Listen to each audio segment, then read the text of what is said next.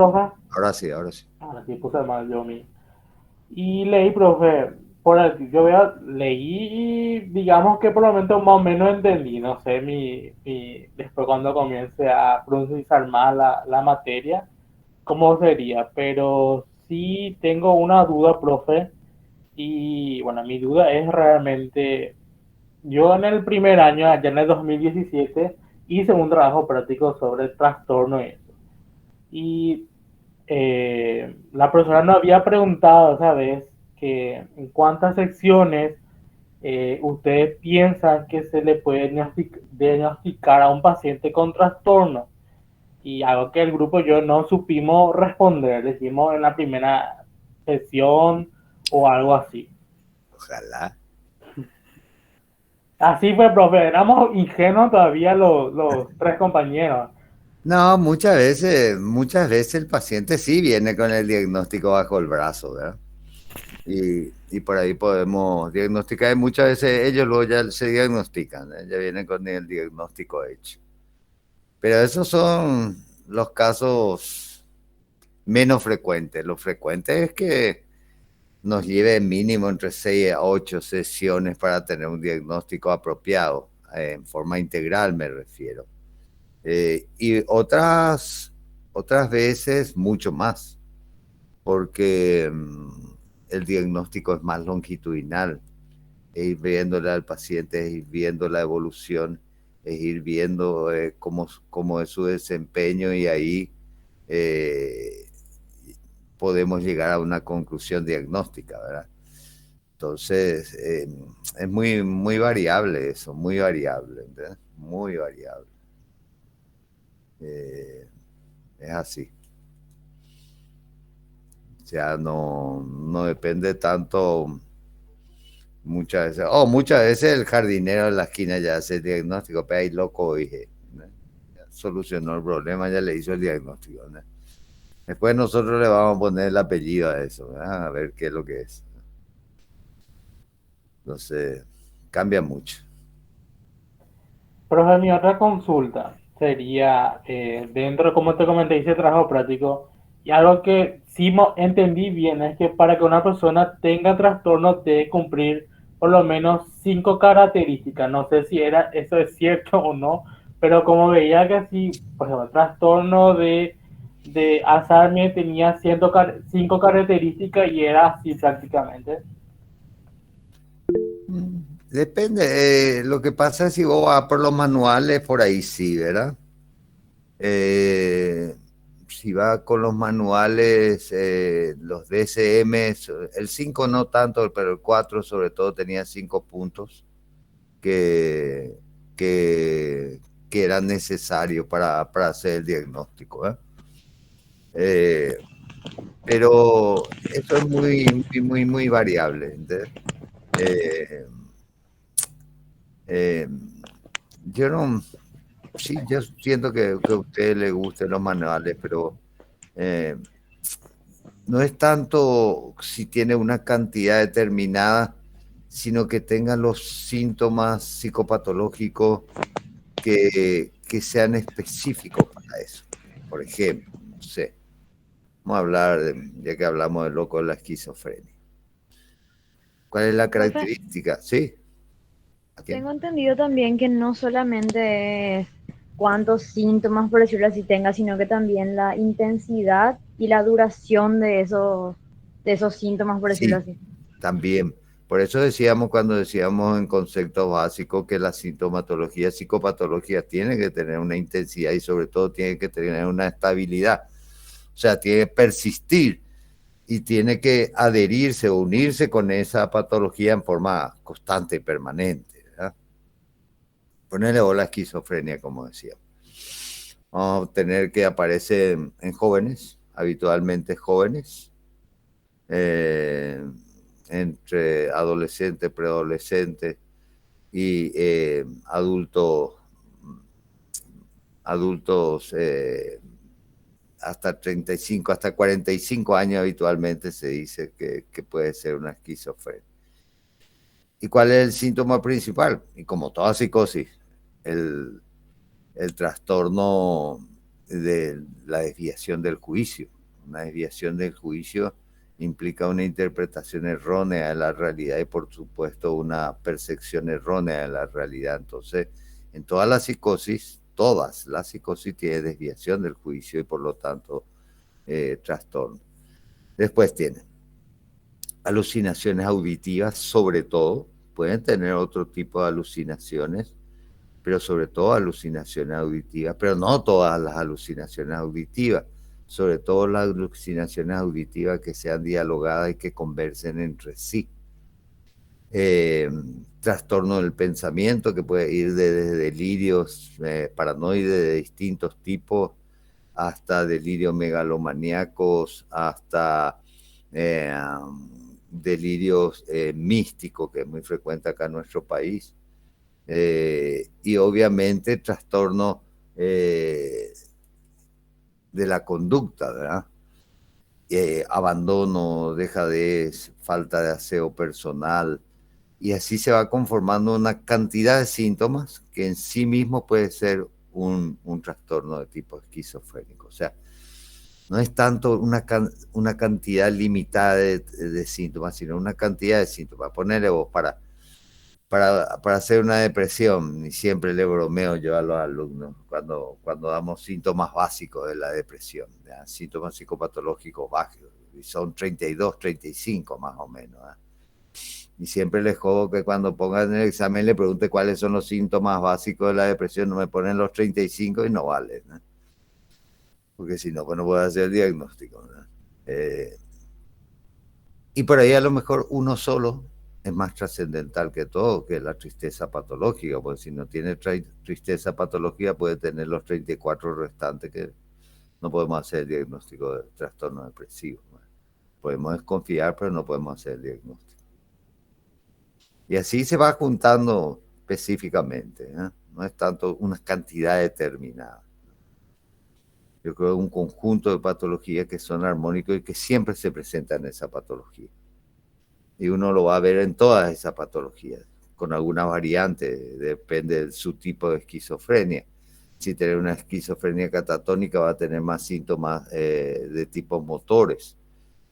Si tiene una esquizofrenia paranoide va a tener más trastornos del contenido del pensamiento, sobre todo delirio de tipo paranoide.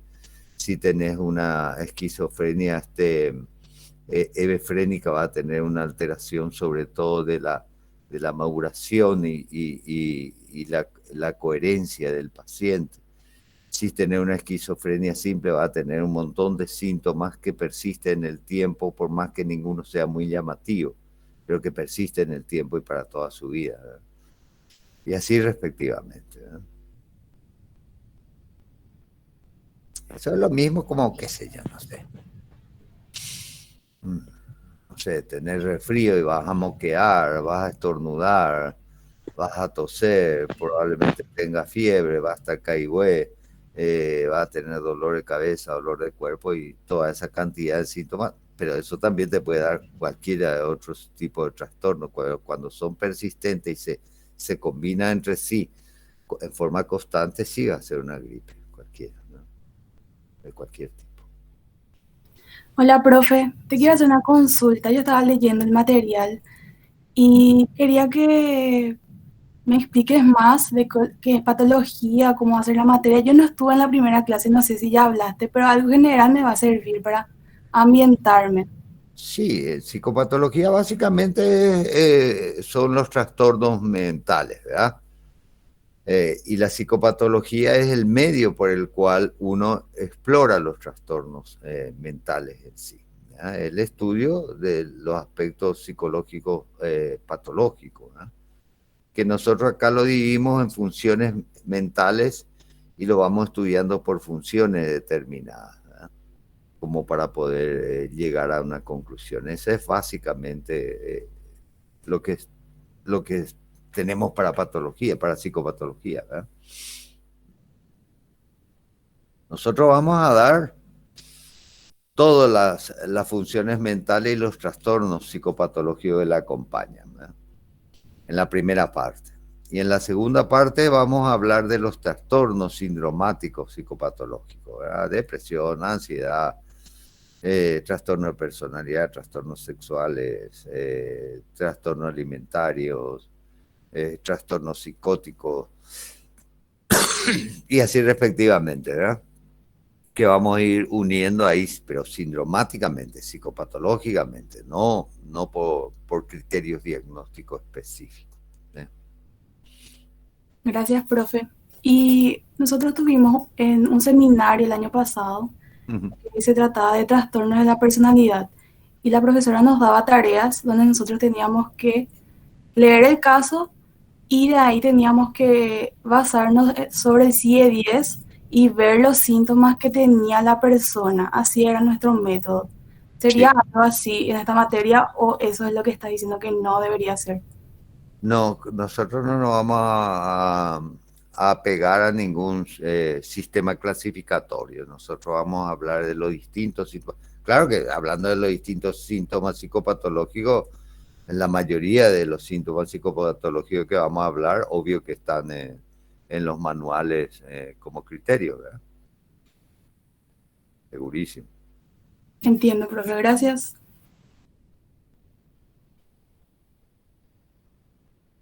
¿La duda, gente? Profe, ¿puede explicar un poco la diferencia entre trastorno de personalidad y trastornos mentales o enfermedades mentales? Nosotros, cuando hablamos de trastorno de personalidad, estamos hablando de eso, no estamos hablando de rasgos normales de la personalidad, que todos lo tenemos, ¿verdad? Nuestros rasgos. Cuando nosotros hablamos de trastorno en la personalidad, estamos hablando de un trastorno mental, de un trastorno que es de la personalidad, no de los rasgos normales de la personalidad, que es una cosa que sería la personalidad normal, para decirlo así. Ya después, cuando veamos personalidad, vamos a ver cuáles son los criterios habitualmente de normalidad de la personalidad y cuáles son los criterios para trastornos de personalidad, entre ellos la estabilidad, la falta de reacciones adaptativas apropiadas, la incapacidad de vivenciar satisfactoriamente su propia vivencia y otras cuestiones que son importantes para los trastornos de personalidad. Y vamos a ver cada uno de los trastornos de la personalidad. Y después eso le van a quedar a ustedes para después para los trabajos prácticos, así como decía la compañera, ¿verdad? Un caso y que ustedes puedan deducir, después de explorar apropiadamente qué tipo de personalidad presenta. No adivinar, explorar. Porque acá ustedes constantemente no le preguntan, ¿verdad? Desde el novio hasta los familiares, no, contigo no da luego gusto hablar porque enseguida luego ya nos pilla todo y ya sé todo el diagnóstico. Famoso, qué mierda. Nosotros por ahí un año estamos con el paciente y no sabe qué puta es lo que tienen, y bueno, nosotros ya le miramos, hablamos nomás y ya sabemos todo. Qué mierda, vamos a ver, carajo. Pero esa es la promoción que nos hace. Es una ventaja por una parte, ¿verdad? O si no, el famoso... Y todavía en las clases se escucha, lastimosamente ya no estamos, ¿verdad? Cuando hablan ahí de su novio, no, pues ese no tiene personalidad. A lo mejor tiene una personalidad de mierda, pero tiene personalidad, ¿verdad? No hay gente que no tenga personalidad. De alguna forma va a tener alguna personalidad que sea cañíbara ahí o nueva. No, aquí luego te metes con ese, no tiene personalidad. Entonces... Y seguimos desnaturalizando muchos términos, ¿verdad? Fíjate que el término neurosis se saca prácticamente de todos los manuales, justamente por la desnaturalización del término, ¿verdad? Todos los ya eran neuróticos, ¿entendés? Es famoso. Todos tenemos algún tipo de neurosis. Y entonces... para decirlo así, se banaliza mucho el término y comienza a ser prácticamente la utilización del término una discriminación, una segregación, ¿verdad? que genera, que entonces prefirió ir cambiando los términos de neurosis y sacar por la implicancia esa, el famoso, vos sos neurótico de mierda, ¿no? Entonces se fue sacando de eso. Entonces, por eso muchos términos se fueron cambiando, de hecho. O se le busca una vuelta más para nombrarlo, ¿no? Nosotros, si ustedes ven, ahí en el programa todavía ponemos un capítulo de neurosis, pero no para estudiar neurosis como sí misma, sino para significar estas cosas, la no utilización del término y algunos trastornos que nos quedaron volando por ahí, como los trastornos de distorsiones corporales, trastorno histérico, de histeria conversivo, disociativo, que lo ponemos en ese capítulo. ¿Otra duda, gente? Profe, una consulta. Si una persona a temprana edad, digamos a los 20 años para adelante, tiene un trastorno, ¿cómo afecta realmente a la familia si no tiene un recurso económico? Mira, yo creo que los trastornos mentales, cualquiera sea ellos, tiene una implicancia muy grande en la familia, ¿eh? No solo en términos económicos, sino que en términos de convivencia en sí, ¿eh? Hoy día se facilita el tratamiento en sí del paciente, ¿verdad? Para decirlo así, en el hospital psiquiátrico tienen consulta gratis, ya sea psicológica o psiquiátrica. Si necesita medicación, tiene medicación gratis que se le provee. Entonces, en términos económicos no es tanto el drama, sino en términos de convivencia y vivencia en sí, el manejo del problema. Entonces, que muchas veces es un verdadero problema. Nosotros todavía, en el domingo nomás, 7 pacientes por ahí se fugaron del hospital psiquiátrico. Lógico, para ir a vender su cédula y votar, ¿entendés? Que siempre lo hacen, ¿entendés? Entonces, para ir a votar y ganarse sus 100.000 o sus 200.000, entonces se fugan un rato del hospital, se van a votar, después vienen otra vez para el lunes a internarse, ¿no? Eso es re común, ¿verdad? O Navidad, Año Nuevo, que son fechas claves, que a cualquier familia tener un trastorno mental grave, como una psicosis, una esquizofrenia, o un trastorno de neurodesarrollo, obviamente genera muchos problemas de convivencia y de vivencia en sí. Entonces eso sí o sí genera molestias, ¿verdad? Que muchas veces nosotros tenemos ahí asistentes sociales, tenemos psicóloga que hace seguimiento de los pacientes telefónicamente y pueden trabajar sobre eso, ¿no? No siempre se tiene éxito, pero se trabaja, ¿no?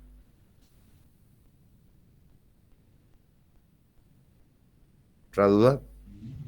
Profe, yo quería preguntar algo.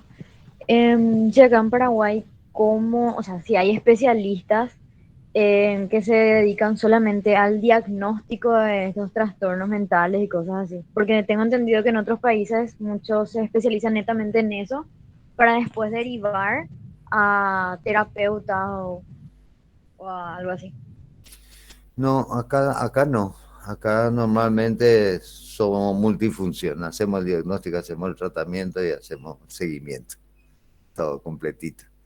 Pero sin embargo, sí, en la unidad de salud familiar que le llaman, que están en la zona más alejada de la ciudad, normalmente se le entrena a estos médicos familiares como para poder hacer estos diagnósticos y poder derivar después. A ellos sí, Entiendo. que son médicos familiares habitualmente. ¿Y qué pasa con, o sea, según lo que tengo entendido, hay muchos trastornos que no son luego muy conocidos? en América Latina al menos. ¿Y qué pasa de repente con ese tipo de, o sea, con ese tema? Si no hay de Mm, repente especialistas acá, cosas así.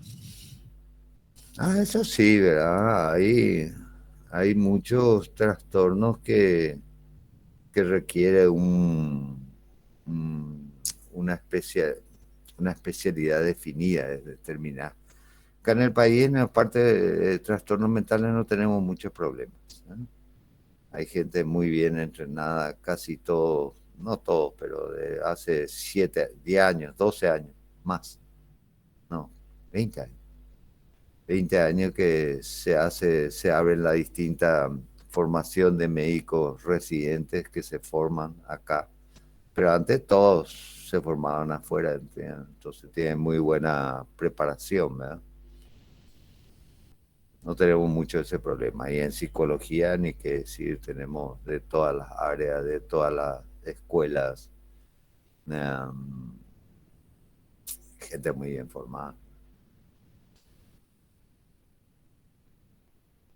Gracias, profesora, mi duda. Profe, tengo para vos una pregunta. ¿Sí? ¿Podrías, por favor, explicar la diferencia entre neurótico y psicótico?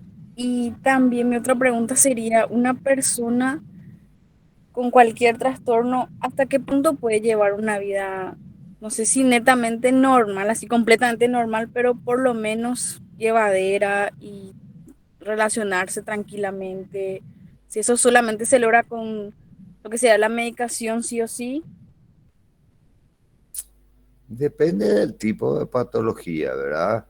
La diferencia entre neurosis y psicosis es que la psicosis tiene una distorsión, eh, eh, una desviación del juicio y por lo tanto su interpretación de la realidad es errónea, ¿no? O limitada por lo menos. Sin embargo, la neurosis no. La neurosis no tiene una desviación del juicio, o sea, para decirlo en términos vulgares, no son locos, no haya que decir esos términos, que eso es peyorativo, pero acá entre nosotros, ¿no? Para estar, ¿no? Hay trastornos que sí son permanentes. Tener una esquizofrenia implica un tratamiento y medicación de por vida.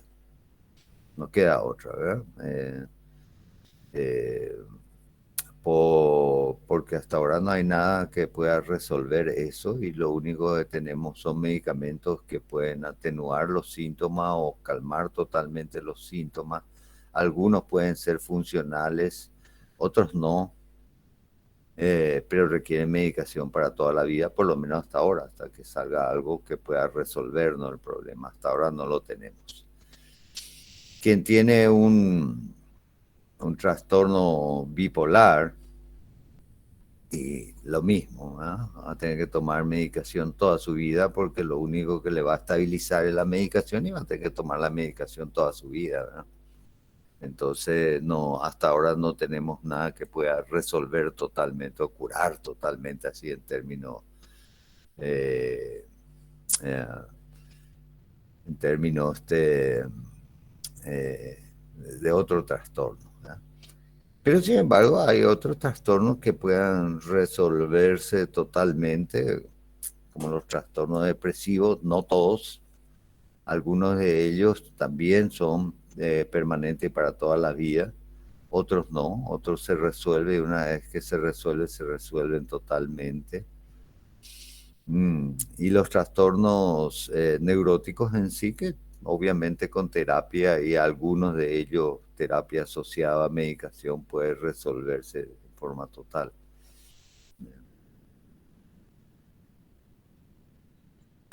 Gracias, profe. Y una última pregunta.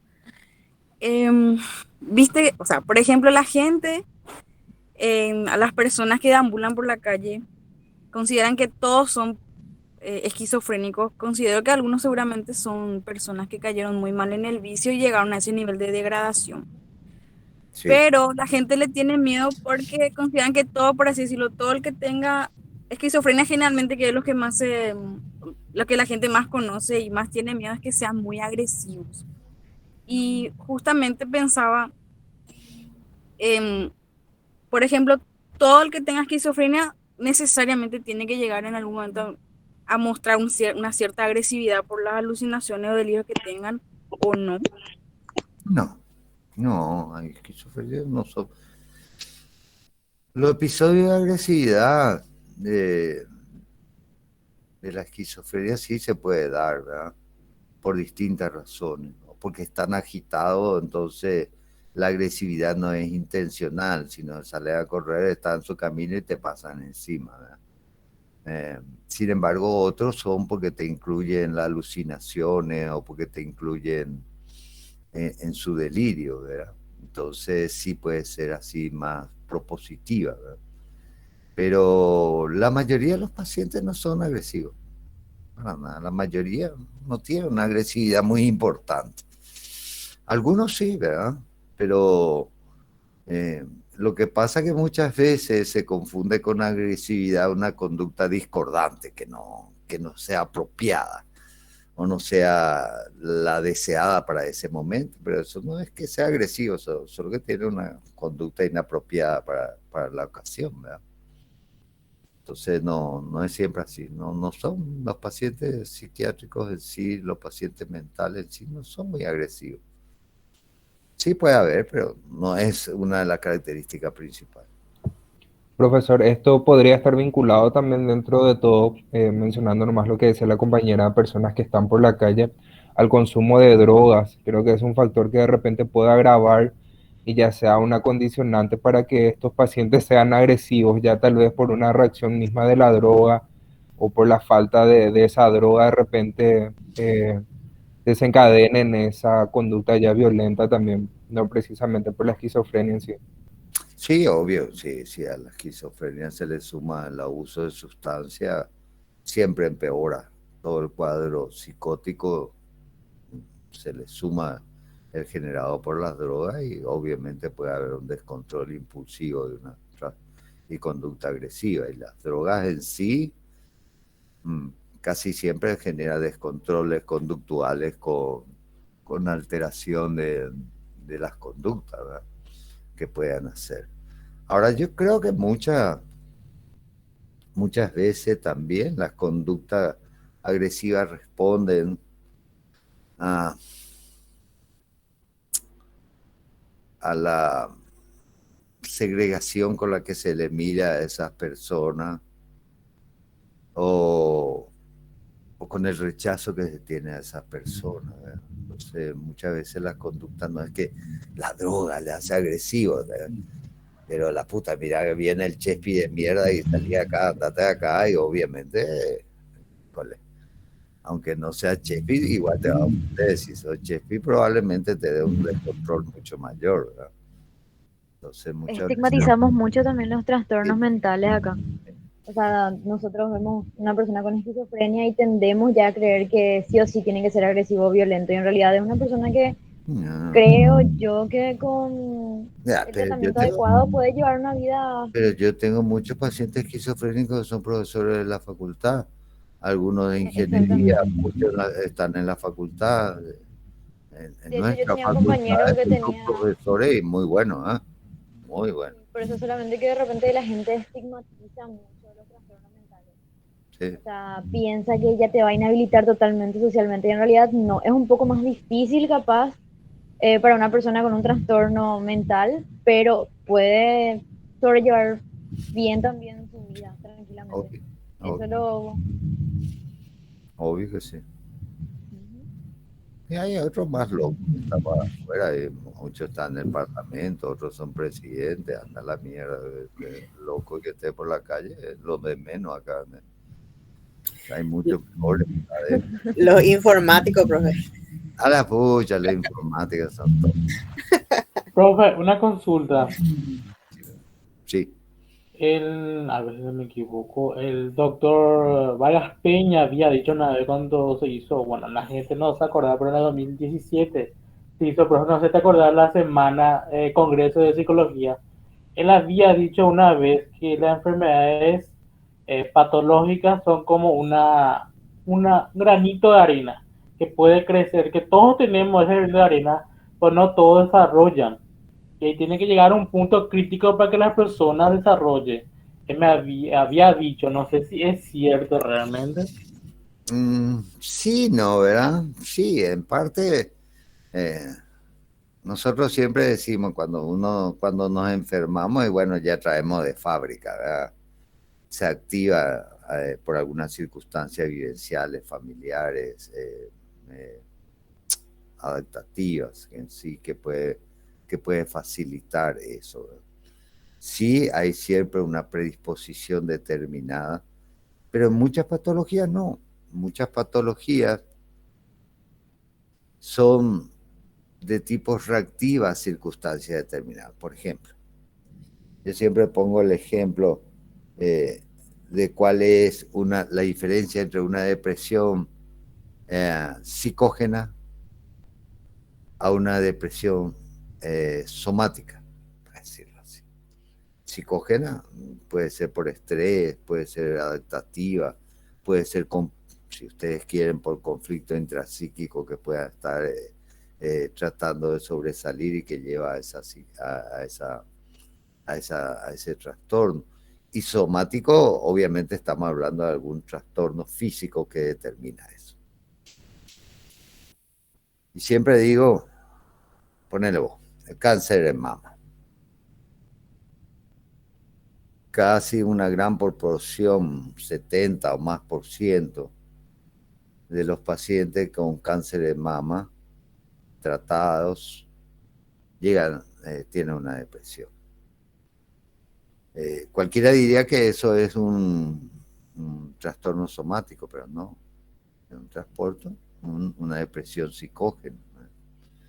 Porque la depresión es reactiva a la amputación que refiere el tratamiento en sí y que le lleva a la depresión. No tiene nada que ver con lo somático, es solo reactivo a esa circunstancia. Entonces, ¿sí?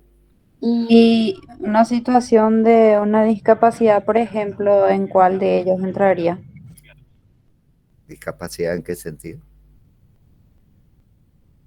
Discapacidad total, decís.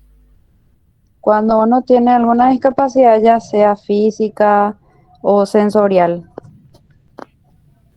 Y hay muchas discapacidades físicas que pueden generar trastornos de distintas formas, ¿no? De un hipotiroidismo, un hipertiroidismo, problemas neurológicos en sí, hemorragias cerebrales, que pueden generar problemas psíquicos, me refiero, ¿verdad? Y otras circunstancias vivenciales que también pueden generar discapacidades importantes en términos psíquicos a las personas. Algunos trastornos de personalidad generan una discapacidad importante, ¿verdad? Vivencialmente hablando. O algunos, ¿cómo le diré? Algunos trastornos sexuales también. Ponerle un pedofílico, un pedófilo en sí tiene un trastorno que va a generar una discapacidad social muy importante. O tener una personalidad de tipo antisocial o psicótica o psicopática va a generar una discapacidad importante. O sea, puede generar distintos tipos de discapacidades, distintos tipos de trastornos, sí. Profe, tengo una consulta. ¿Alguna vez ya te tocó algún paciente con el síndrome pseudovulvar? Sí, he visto algunos. He visto algunos. Muy graves. Muy ¿Qué graves. es eso, profe? Es un trastorno neurológico en donde el paciente empieza a tener dificultades para habitualmente tragar, hablar y desenvolverse, que puede generar trastorno de conducta de tipo pseudodemencial, ¿verdad? Que puede ser muy, muy importante, muy grave, muy grave. Profe, yo tengo una pregunta. Sí. ¿En algún momento del tratamiento, por ejemplo, como psicólogos que nosotros brindamos, se puede determinar en algún punto, a medida que avanza, si es que ya está el paciente rehabilitado, por decirlo así, dependiendo del trastorno. Claro, Por ejemplo, como un alta sería, ¿se podrían los psicólogos dar un alta? pero claro, muchísimos trastornos.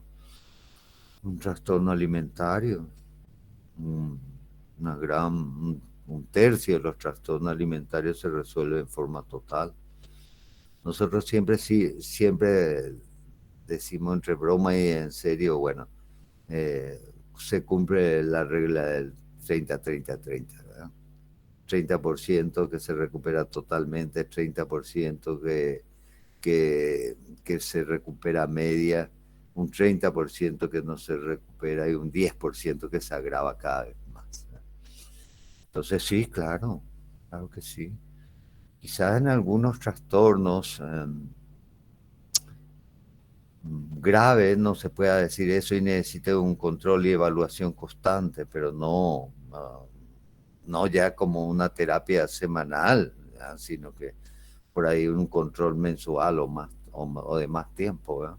Yo sí, claro, muchísimo, muchísimo,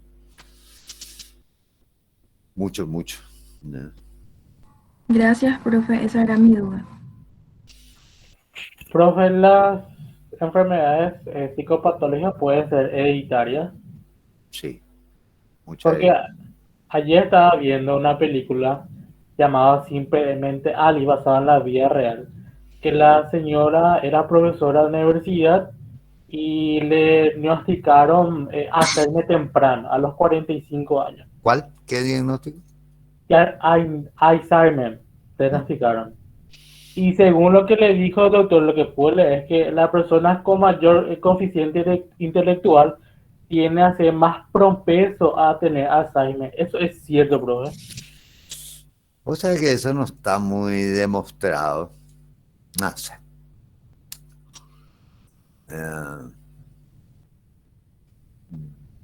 no sé, pasa, cuesta mucho nomás hablar acá en nuestro país como en una cuestión comparativa, porque nosotros pues no tenemos nunca estudios, no tenemos estadísticas, nada. Entonces es muy, muy, muy difícil. Entonces uno habla de su experiencia personal como si eso fuera una cuestión estadística y no es así, es lo que vemos nosotros nomás, ¿verdad?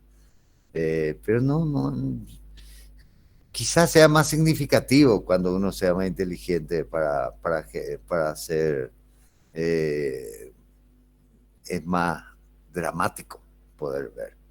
Pero nosotros vemos gente del campo con tercer grado, ¿verdad? Ah, tiene Alzheimer, gente que tiene una inteligencia normal, que tiene Alzheimer, pero muchísimo, la mayoría. Lo que pasa es muchas veces un investigador de la Gran 7 tiene Alzheimer, puta, que te pega más, ¿eh? Deja de ser productivo, ¿no? Pero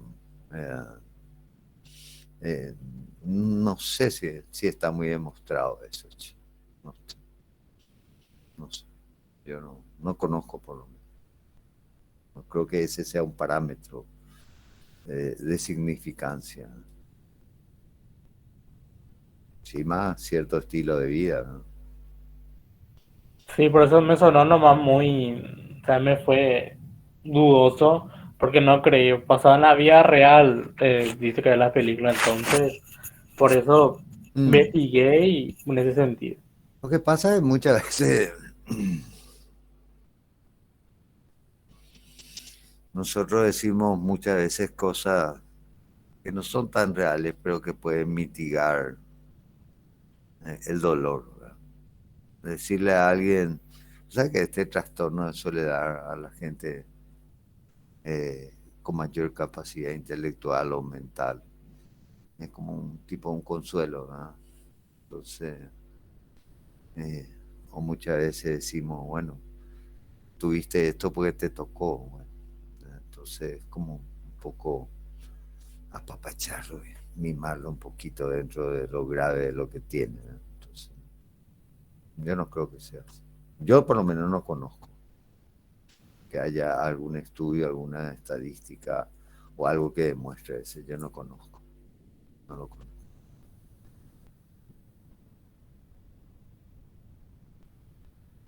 ¿Otra pregunta, gente? Profe, hace rato acá escribió Rosana Rodríguez en el chat una pregunta que quería hacerte. No sé si leíste. No, no leí. ¿Qué decir?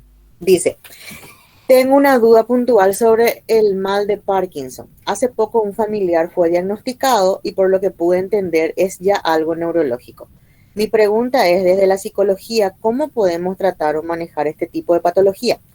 La verdad que me tomó muy desprevenida y me quedé como en blanco cuando me comentaron. Y como quien dice, una vez que la cosa pasa dentro del núcleo familiar, uno se queda como en blanco. El Parkinson es un trastorno grave neurológico que se implica un deterioro progresivo de los sistemas motor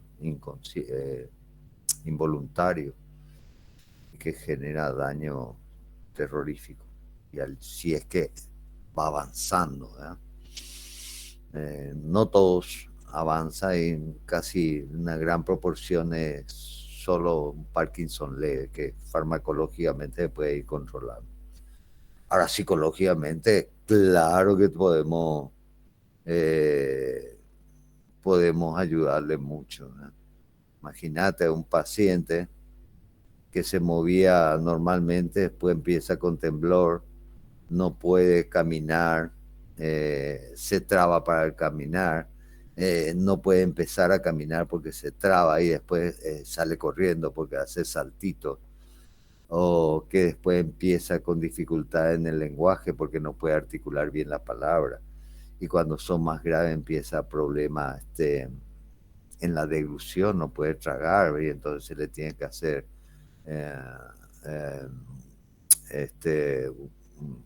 una gastrotomía para que se alimente a través del estómago. O sea, es un problema grave y que requiere, obvio, va a requerir mucha ayuda psicológica. Paralelamente, casi siempre se acompaña de depresión, bastante depresión, y por la medicación que le dan habitualmente puede generarle mucha ansiedad y psicosis.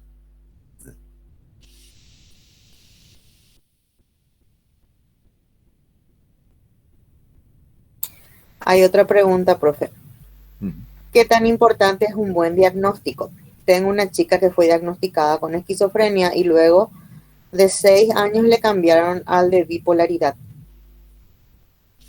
Sí, es muy importante un buen diagnóstico. ¿Qué tanto puede afectar al paciente eso, dice? No sé si afecta tanto al paciente. Probablemente afecta más al tratamiento en sí, ¿verdad? Que se le puede dar, porque para hacer un buen tratamiento sí o sí tiene que tener un buen diagnóstico. Muchas veces no es que cambie, muy difícil que cambie de esquizofrenia a bipolaridad. Lo que pasa es que muchas veces se da un trastorno que se llama esquizoafectiva, ¿verdad? En donde se combinan síntomas esquizofrénicos con síntomas bipolares.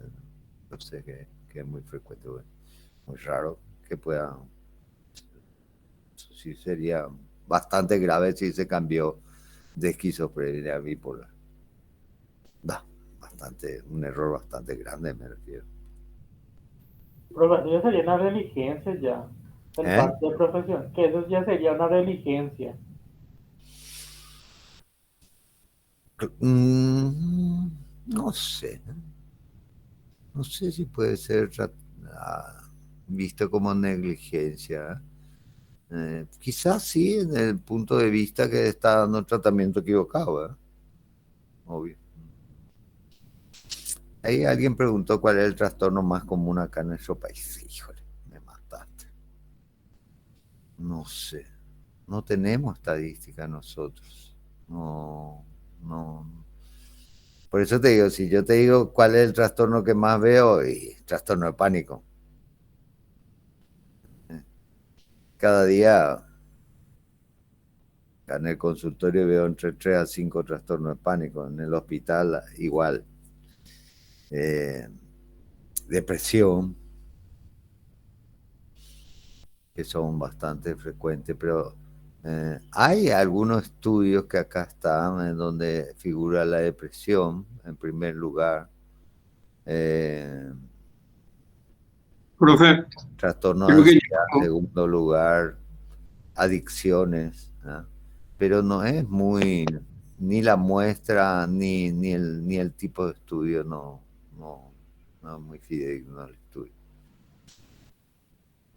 profe, hay un estudio que se hizo en la Facultad de Medicina acá en Paraguay, pero hace muchísimo, ya fue en 2012, 2013 por ahí. Sí, Y cuando eso era el trastorno de la ansiedad. sí, sí, así es. Por eso Hola, digo, buenas noches. pero lo que pasa es que no tenemos a nivel país, ¿verdad? Bien estipulado, o son muestras así dentro de la facultad, que es el hospital de clínicas que se hace ahí, o dentro del hospital psiquiátrico. Nosotros tenemos la estadística de todos los años, cuáles son los trastornos más frecuentes en consultorio externo, o en internación, o en urgencias, tenemos toda la estadística. Pero eso no nos sirve mucho para ver cuál es los trastornos más frecuentes. Básicamente es los trastornos que buscan ayuda, ¿verdad? Entonces no sé, no conozco, no tenemos un estudio. Permiso.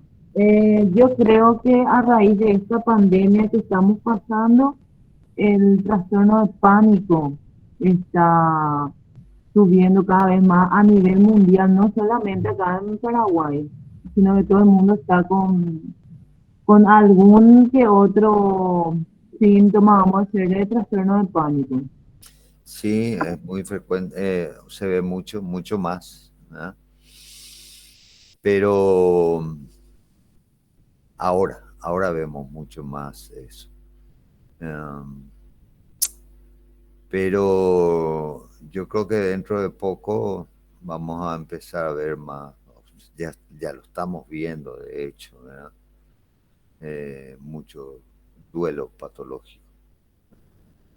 Esta situación de COVID.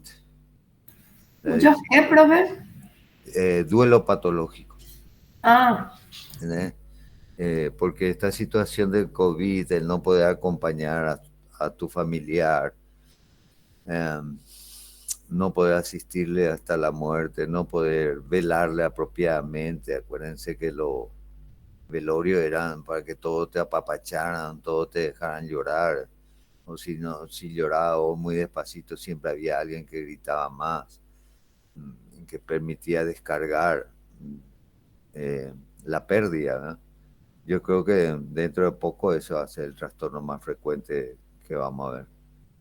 Y profe, hablando justamente de eso, nosotros mismos estamos pasando como mencionaste, un duelo. Nosotros perdimos un familiar por COVID hace poco y realmente yo le mencioné a mi familia que es importante irnos por lo menos a un consultorio y estamos asistiendo todos porque realmente fue tan rápido para nosotros que en 3 días le llevó a mi prima y que no tuvimos ese tiempo de procesar la información y realmente sus padres lo que está más afectado y prácticamente es cierto por eso lo que está diciendo. Sí, Que realmente hay mucho problema en ese ámbito. lastimosamente es así y cada vez va a ser más, porque la política estatal se decidió por la preferencia económica, sobre todo para los contrabandistas hacia Ciudad del Este, ¿verdad? Se prefirió eso que salvar vidas, ¿verdad? Porque la única forma de haber salvado vida era cerrar totalmente, ¿verdad? Sobre todo la frontera, que es de donde más entra, ¿verdad? Pero bueno, acá se prefirió otras cosas. Cada uno va a aportar en su conciencia, si es que tienen alguno de estos que están gobernando esto, ¿verdad? Así que... Alguien preguntó ahí del autodiagnóstico. No, nosotros no podemos autodiagnosticar. No, todos somos demasiado sanos. Qué puta, yo no sé cuántos años hace que enseño en la facultad. Además, creo que sería muy subjetivo autodiagnosticarte. O sea, hay muchas No, cosas que no no, haces. no se pueden lo diagnosticar. Yo desde el 90 que enseño en la Facultad de Psicología, Medicina del 85 que regresé. Y puta, todos mis alumnos son todos los más sanos del mundo, carajo. Nunca tienen nada, ¿eh? Nunca tuvieron nada. Nadie, nunca. ¿Alguien tiene algún trastorno? Todo bien botado y nadie tiene alguna molestia, nada, nadie tiene. Puta, yo tuve la suerte, todas las promociones a mí me tocaron fueron las más sanas del mundo, ¿no? Así que no hay mucho enfermo entre nosotros. Como era, ¿alguien tiene problemas con sustancias o bebidas alcohólicas? No, ninguna. Pues salíamos y le encontrábamos todito en Pinocho. Y yo primerito fumando entre ellos, ¿no? ¿Alguien tiene adicciones? No, yo primerito no, fumando ahí, ¿no? Como...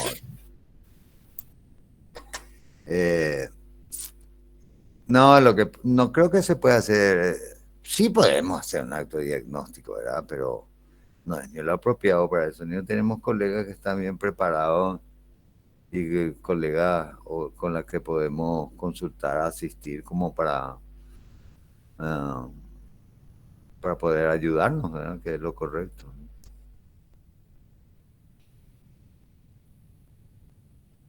Otra cosa, gente.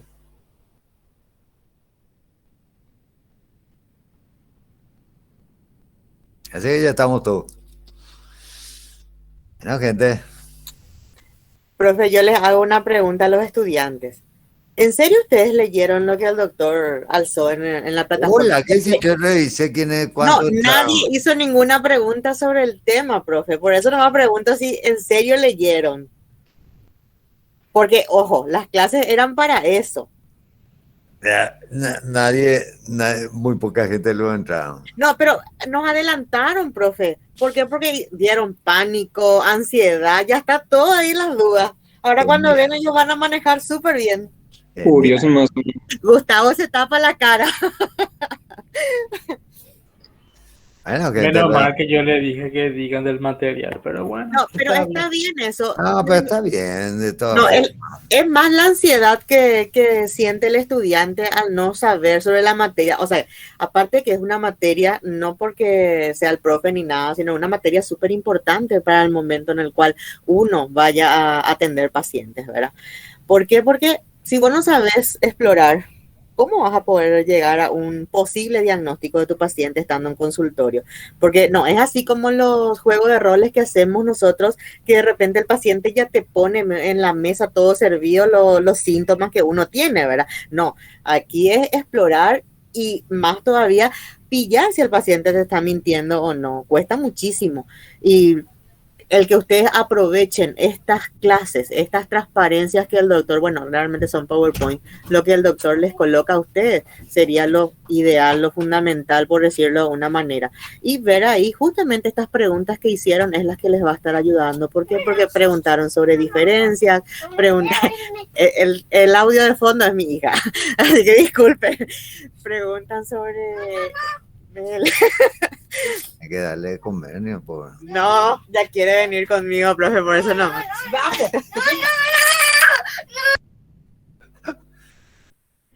Yo, por ejemplo, leí el material. Bueno, en realidad estuve mirando el PowerPoint.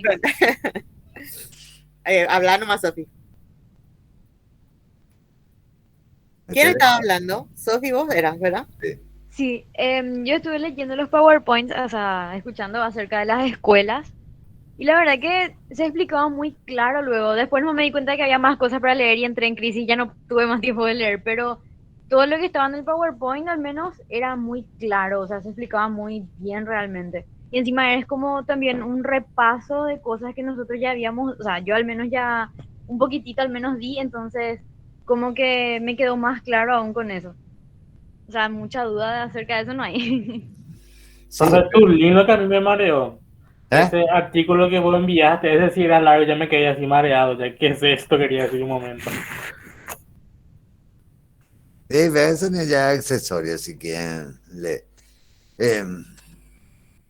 Para nosotros es importante que puedan digerir y comprender bien, ¿no? No solo escucharlo y leer, sino comprender bien las cosas, ¿verdad? Porque lo que queremos es que, a pesar de estas dificultades, pueda servir la materia. A mí me preocupa mucho, ¿no? A mí me preocupa mucho porque es una dificultad esto, ¿no? Pero por lo menos queremos lo que se puede aprovechar, que aprovechemos todo, ¿no? ¿Qué, gente? Muy bien. Gracias, profe, por todo. Nos vemos en 15 días, entonces, ¿sí? Dale, profe, Muchísimas muchas gracias, hasta profe. luego. Que pasen bien. Gracias por todo. Gracias, Que tenga buena profe. noche. Gracias, profe. Excelente Chao. clase. Nos vemos. Hasta luego, chicos. Cualquier cosa, las órdenes, ya saben. Dale, profe, gracias. Gracias. Chao, Carol. Nos Chao, vemos. Doc. Nos vemos.